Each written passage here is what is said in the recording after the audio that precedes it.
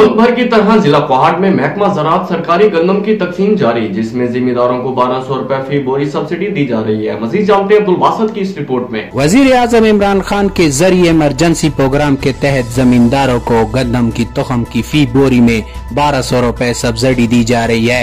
इस हवाले से महकमा ज़राअत कोहाट के एग्रीकल्चर ऑफिसर कामरान खटक ने बताया, कोहाट सर्कल में चूँकि PSDP का हमें गंदम का टारगेट मिला है 7700 बैग्स, और ये इसमें हमारे मुख्तलिफ सेल पॉइंट्स हैं। कोहाट में हमारे पास इस वक्त 1400 बैग्स अवेलेबल हैं और ज़मींदार आ रहे हैं और ये गंदम वसूल कर रहे हैं। और इसमें सबसे अहम बात यह है कि जो हुकूमत ने सब्सिडी दी हुई है गंदम के फ़ी बैग में 1200 रुपये, ये भी उसे किसान कार्ड के जो किसान कार्ड का अजरा भी साथ में हमने किया हुआ है। ये किसान कार्ड पे इनको 1200 रुपये इस गंदम में फ़ी बोरी में इनको वापस मिलेंगे, और ये हुकूमत का एक इक़दाम है जिस पे हम अमल पैरा हैं। और दूसरी बात ये कि 3300 रुपये का जो रेट है सरकारी नर्ख, वो यहाँ पे मौजूद है। इस प्रोग्राम के तहत काश्तकारों को फसलों की काश्त और तस्दीक शुदा तुखम और रियायती नरखों पर फराम करने के हवाले से जमींदार खासा मुतमईन दिखाई दे रहे हैं।